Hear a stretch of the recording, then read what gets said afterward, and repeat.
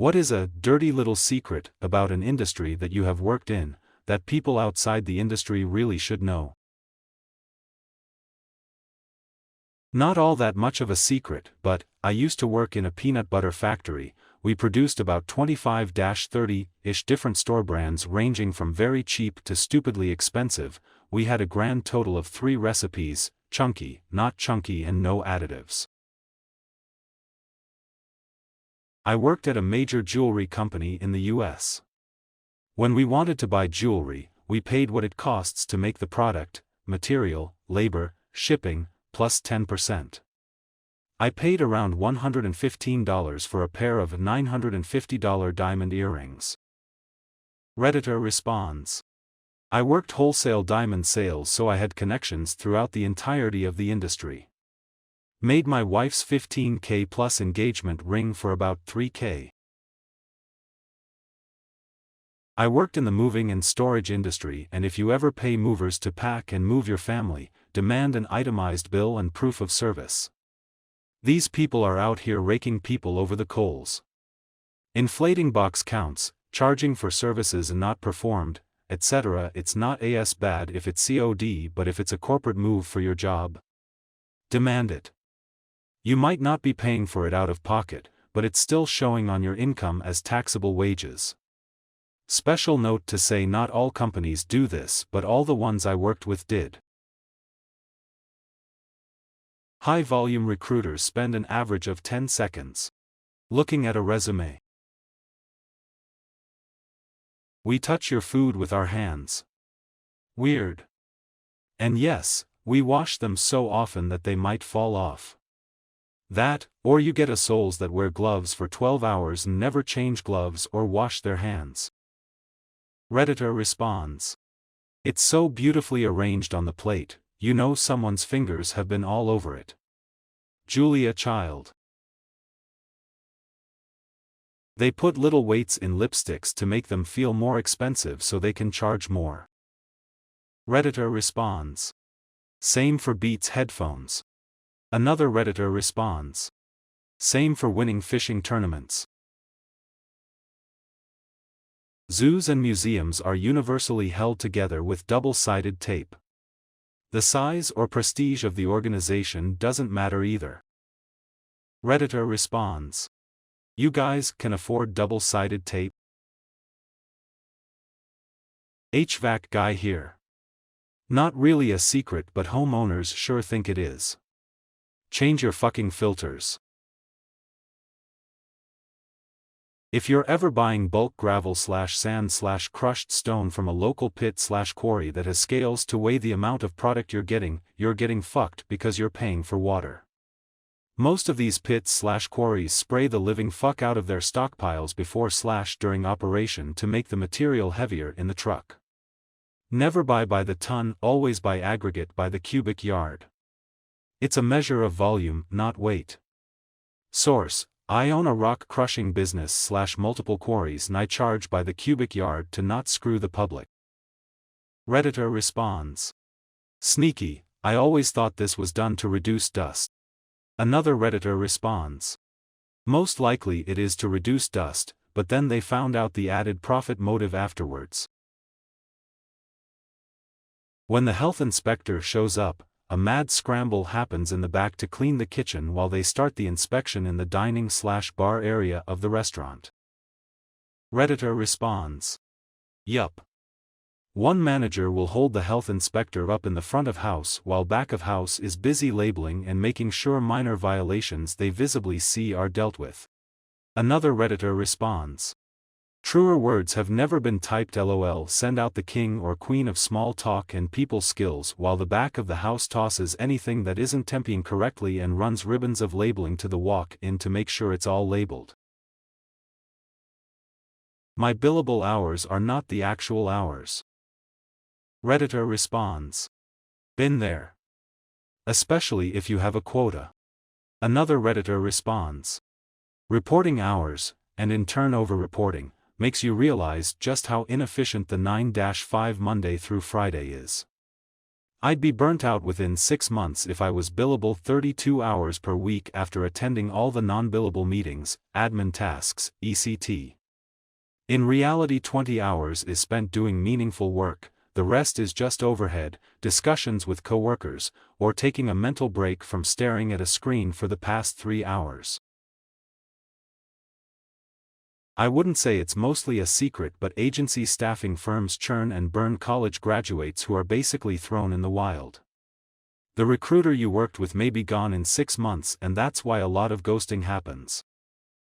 Redditor responds.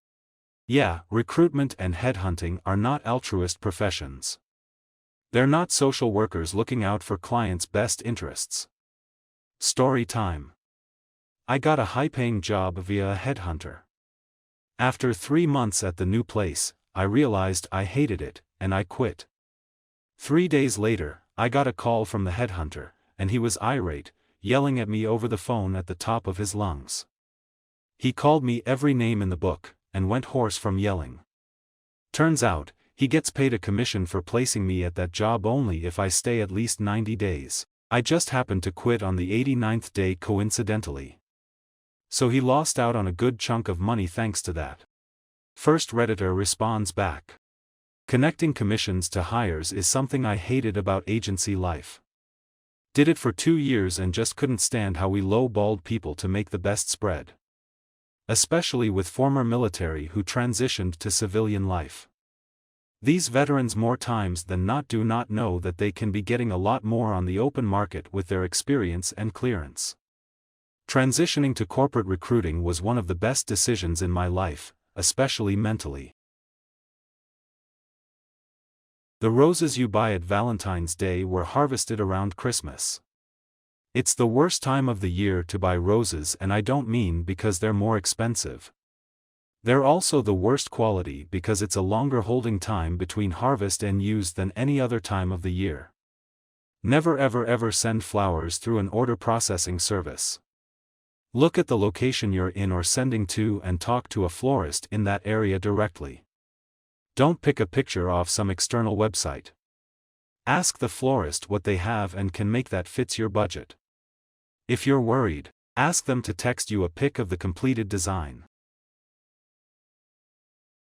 There is a lot of money spent every year that decides where specific items are placed on grocery store shelves. If you're at a grocery store that's part of a chain, and you look at a shelf and there's an item that's approximately at eye level, I guarantee you that the company that makes that item paid a lot of money to put them there. There's lots of weird psychological tricks that go on in terms of how stores are laid out. Redditor responds. It's no coincidence candy is at a lower eye level too. Another Redditor responds. Candy, sugary cereals with mascots, the more expensive toys, etc. all at child height. The milk and toilet paper are always in the back because those are what people often make a quick run to the store for. By putting it in the back, it forces the customer to walk past all sorts of tempting end caps. The chances of the person going in for one thing and coming out with a bunch is increased. People joke about doing this all the time at Target, but it's not just a joke. Target actually paid a lot of money to get customers to spend a lot of money. All by designing things just so. If your business uses an inventory company, your numbers will not be correct. Redditor responds. When I worked retail, we used to hire temps from RGIS to help us. We had to stop because they were so incompetent that they actually made the job take longer than if we did it ourselves. Ex-farmer here. Specifically, I worked at a bio-certified one. Since there were no pesticides or herbicides used, every snail, every bug, every mouse had to be killed manually or by having a lot of their natural predators around, i.e. cats. The reason? Nobody buys tomatoes, or anything else with snail bites on them. People like to think that data analytics is some objective truth when there is so much bias and room for subjectivity in data collection, analysis, interpretation, and communication. Oftentimes insights are cherry-picked datasets deliberately presented to make a specific point rather than having the data craft the conclusion. Redditor responds. The numbers don't lie, but the liars do the numbers. If it's the first time a professor is teaching a course, there is a good chance they are just one lecture ahead of the rest of the class. Redditor responds. And we usually vastly overestimate what's reasonable for people to understand in the course, so the first few years are usually harder, with the final exam marks significantly massaged while we cut out the portions of the course that are too difficult. Another Redditor responds. One hidden part of being a TA is reminding the professor what it's like to be a student. I remember when my professor gave me his draft of the final exam beforehand to proofread. Those kids will never know how much I did for them, but I must have saved them like 20% of their final average. Las Vegas casino security. People kill themselves a lot in Las Vegas. They are always snuck out back and guests rarely find out. Aerospace has a phrase, get healthy in maintenance. Underbid the contract to win to the work, then they overcharge on the maintenance activities. It's an investment strategy that pays well. Many aerospace sites have cash cows, long-term maintenance contracts that keep the money coming into the site. When you go somewhere that has novelty beer dispensers that you and a group can take to your table, just know they are incredibly difficult to clean thoroughly and there's probably mold in there. Redditor responds. Can confirm. Fucking hated those things on a closing shift as a bartender. Locksmith here. We can get into any lock/door within 30 seconds. All the posturing and bringing out an impressive toolkit and hammer drill is just showmanship to prolong the call out. 30 seconds flat. Redditor responds. I'll never forget when my neighbor in London locked herself out. We waited for a locksmith to come over. He literally opened the car door, looked at the neighbor's front door from a distance for about 2 seconds, then pulled out a long bent rod, walked to the door, stuck it through the letterbox, maneuvered it around for a couple of seconds, and the door was open. He undid the bolt from the inside. 100 quid, 15 seconds of work. But you don't pay for the 15 seconds, you pay for the decade of practice required to do the job in 15 seconds. You have to know your way around healthcare to get good healthcare. Edit. I had no idea this would get attention, but I'm so glad it did. Here's a summary of some tips. Thank you to many of the PPL in this thread for their own experiences and tips too.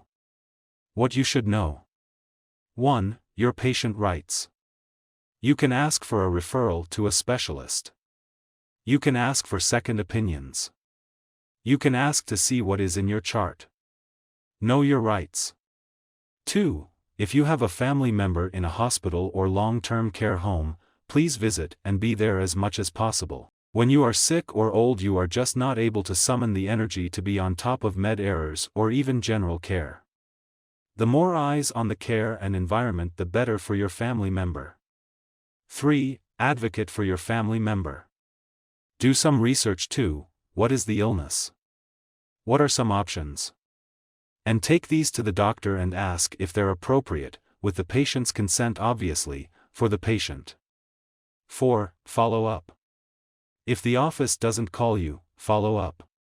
Keep following up with offices, pharmacies, specialists, etc. until you're satisfied. 5. If you are in the States, review your bill. Go over every item and see what can be negotiated and hound them until you feel it's fair. The squeaking wheel gets the grease. 6. Get a job in healthcare. Not a clinician?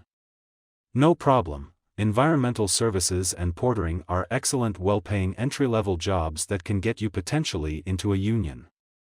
You will learn hospital and healthcare really fast. 7. Before your family member goes home from hospital, make sure you see a discharge planner or a social worker to talk about discharge. Hospitals are full and they usually are pressed to send people home fast, with healthcare at home being an option, but it's not the only option. Talk to the discharge planner and push back if you need to. Look up questions to ask the discharge planner. 8. If you want the doctor to do/prescribe/refer something and they choose not to, you are within your rights to say, "May I have that option noted in my chart? I'd like to keep track of what I've asked you about." Innocent, right? Well, it's a good way to get the clinician to think about whether they want their rebuttal of your suggestion in the chart. 9. If it feels wrong, please see someone else. Don't just blindly trust health professionals. They're people too. They're not magic. Some are better than others. Read clinician reviews so you at least know what to expect. To all those folks who go into apps with chronically ill family or partners, you are guardian angels. Keep doing what you're doing. It is more supportive, and the optics for the clinicians matter, than you know. Microsoft Excel runs the country. Redditor responds. Microsoft Excel runs the entire global financial industry. Another Redditor responds. So much so that Kelly Rowland once used it in a music video to try to text someone. Another Redditor responds. And then got angry when the dude didn't text/Excel back. A very popular local bagel shop/bakery I worked at advertised all of our baked goods were homemade, dozens of muffins, Danish, cinnamon rolls etc., and they were not. They all came from Cisco, frozen on sheets. Many customers would rave about the baked goods, saying they were the best they've had. God bless them. Redditor responds. There was this little Italian restaurant in town that I loved growing up. I loved it so much that, when I was between jobs after high school, I got a job there.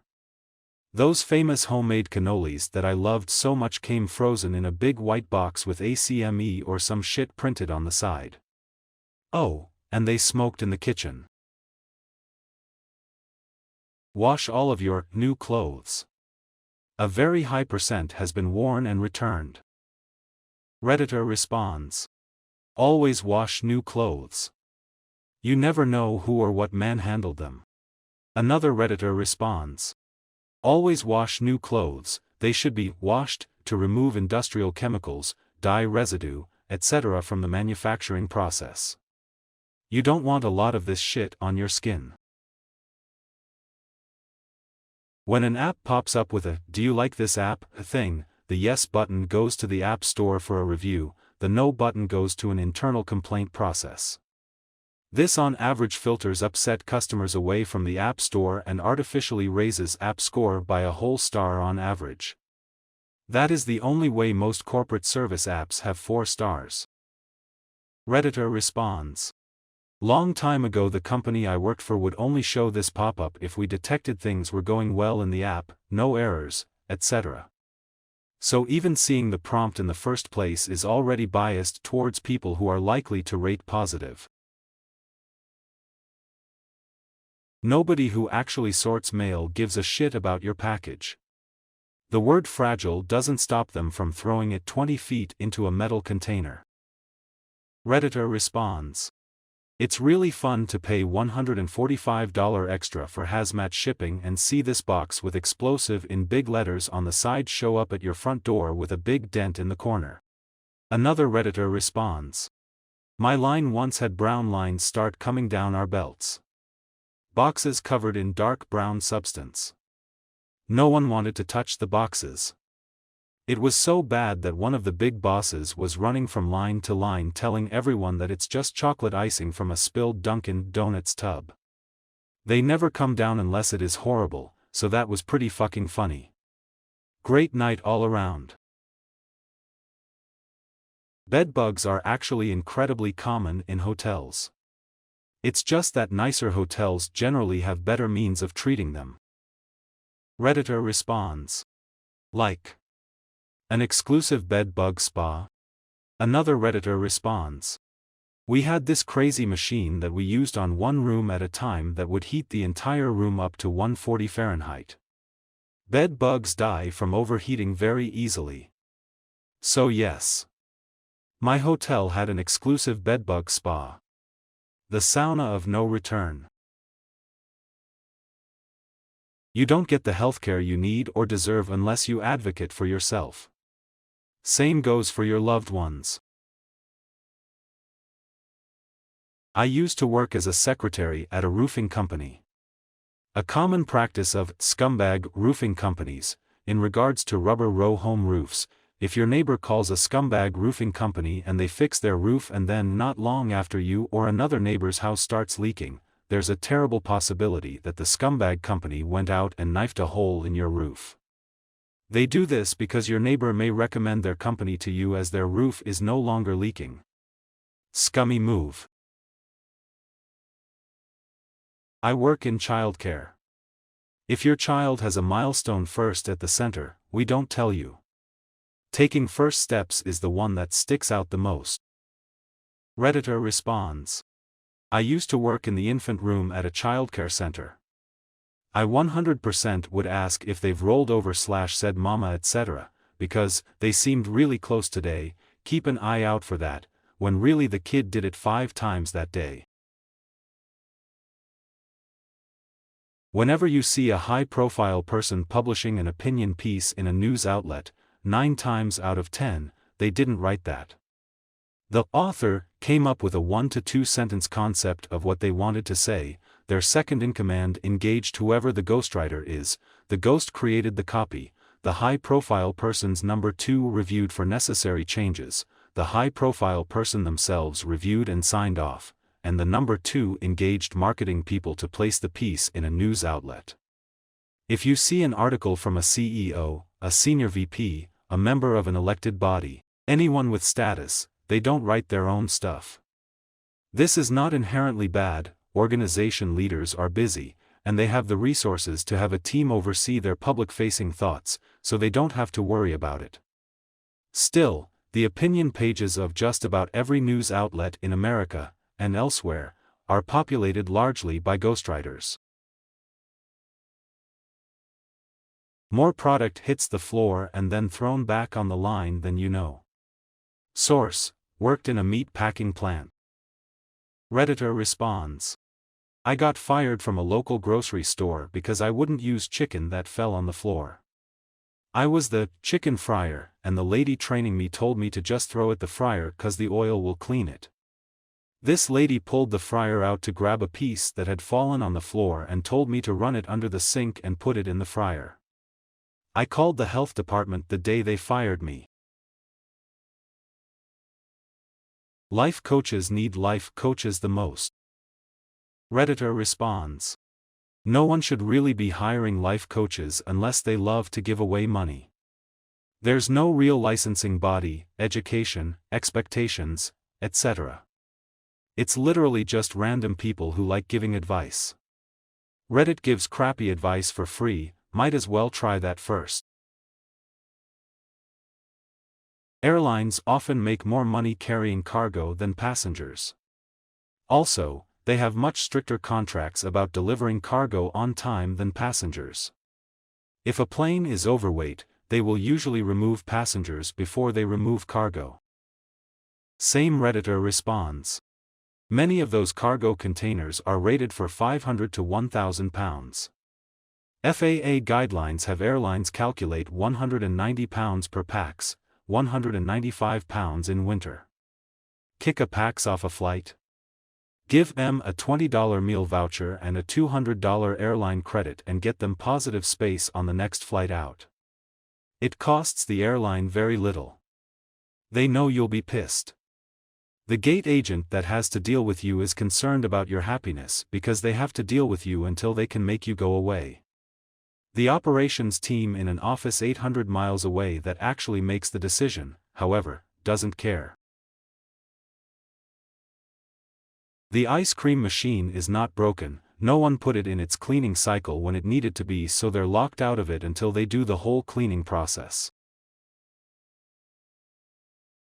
This isn't necessarily a dirty little secret, but I work in a clinical laboratory at a big hospital. There is absolutely no difference between pregnancy tests you get from the dollar store versus the $20 clear blue at CVS. They have the same exact technology. Also, we use cheap-ass pregnancy tests in the lab. Please save yourself, if you're in the US, that $1,000 ER visit and get a cheap-ass pregnancy test. I promise they are no different. 75%, based on personal experience, of the people working on volume-build housing sites in the UK, think Persimmon, Bloor etc., give zero fucks about the quality of their work as long as they get paid, and don't have to go back and put it right. Redditor responds. This is the same in the US, even in high-quality home builders. Yeah, everyone in the Seattle area buying the overpriced Curtis Lang home? It's built like shit with the people that build Adair homes.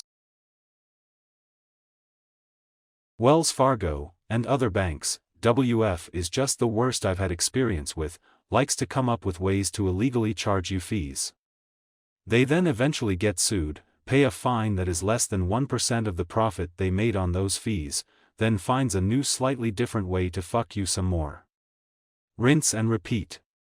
Find a good credit union. Mega banks are all screwing you over. Redditor responds. I work for a credit union, can confirm. Almost daily I have people say to me some variation of, wait, there's no fee for that? Nope. Credit unions are not for profit, we're not out to get you. Get away from the very much for profit big banks.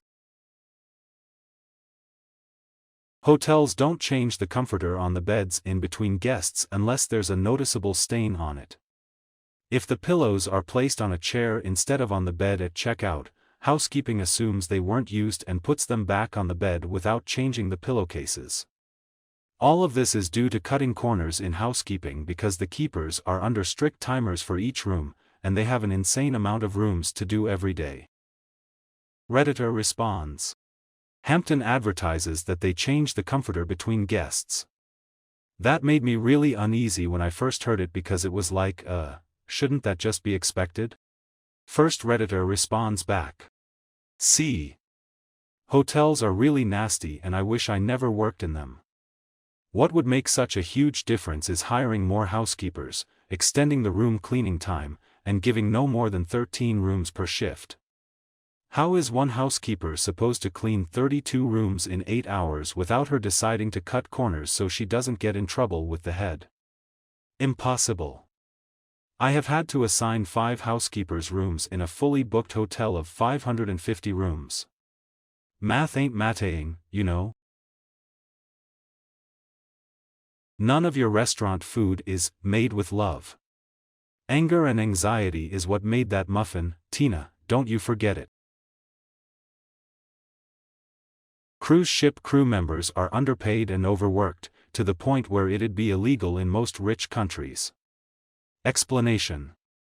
I worked for a company that serviced cruise ships while they were on shore and in port. The staff and crew on the ships, who actually travel with the ship, are often from developing countries and are really underpaid for the amount of hours they put in. Here in Canada, and I'm sure in the US too, it'd likely be below minimum wage. How can the companies get away with this? Flags of convenience. Much like how cars have different license plates from different provinces/states, ships must also be registered to a jurisdiction. But because there aren't enforced rules about the ship actually being from where they're registered, they tend to have home ports from countries where labor laws and regulations are more relaxed, and follow the rules from those places instead of their actual places of operation. The crew puts up with this because despite being underpaid by wealthy country standards, that translates to a lot of money in their home countries. So if they work for a few years on a cruise ship, they can gather enough money to put their kids through school or buy a new house back in their own country. So they tolerate it.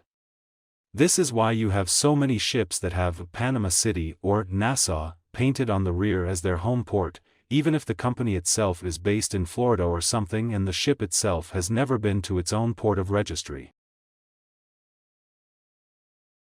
In high school, I worked in a warehouse for a major shipping company, loading semi-trucks with packages. I saw a lot of people who didn't care or would get frustrated because of the work environment and start throwing packages, stepping on them, disregarding fragile labels, being rough with packages that obviously contained high-value stuff like laptops and TVs. 1. If you ship something, make sure you package it with sufficient bubble wrap. 2. When a package is delivered to you, that box is filthy. You should probably wash your hands after opening it and do not set it on your bed or kitchen table.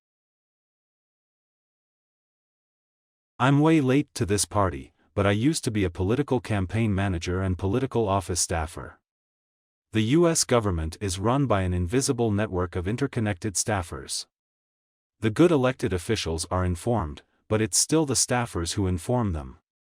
They write bills, they write bill summaries, they research the issues, they write the things the elected officials say. Without staffers, the vast majority of elected officials wouldn't have a fucking clue what's going on, and we have an absurd amount of influence over the information they base their platforms off of. On the campaign side, the reason there aren't viable third-party candidates in the US is that campaigns are highly complicated, absurdly expensive, and outrageously time-consuming. Successful candidates even for your state legislative races really can't do it all by themselves, which is why everyone hitches their wagon to a party. Only ultra-wealthy people can really afford to run their own successful campaigns, and even they usually need a party apparatus just to get the competent manpower required to run a successful campaign. Our first-past-the-post means of voting virtual guarantees a two-party system, because elections are just extremely difficult for individuals or small party organizations to campaign in. The Defense Department literally just spends money to spend it without any actual purpose just so they can say it was spent so they don't receive less next year. In my building with 10 men, the men's restroom was gutted and remodeled 3 times in 3 years. I've worked in the music industry for 10 years and have access to financials of nearly 15% of all artists' recorded music revenue. Nobody is making as much as you think. The superstar artists who look like millionaires are not, in fact, millionaires. Worked in a distribution center for a major US clothing retailer. We took in a lot of clothing returns, and to cut our costs we almost stopped inspecting the clothing altogether. If the plastic packaging isn't manufacturer labeled plus sealed and is a generic plastic sealed bag, there is a good chance someone else wore that before and it was not cleaned. If you order clothing online, please give your clothing a double check and wash them before you wear them. IT certification companies that sell courses to get you into a well-paid IT job by learning while you still do your day job are selling you a hollow dream. I did sales. Not a single person I, or my team, suckered into buying an expensive set of courses got a job in IT, anywhere, ever. Well, the company did get a single student into a job, but it was with us. In the end, after giving phone-ins marks the sales script I just used to say to them, now ask me how many people we've found jobs for. I got sacked when management listened to tapes of my phone calls. It was the only favor they ever did me. Most people just didn't finish the courses because they were too tired after work, but the company knew this and still sold them. When I was a mechanic at a Toyota dealership 18 years ago, of the £100 an hour labor charge you were paying, I earned £7 per hour of it.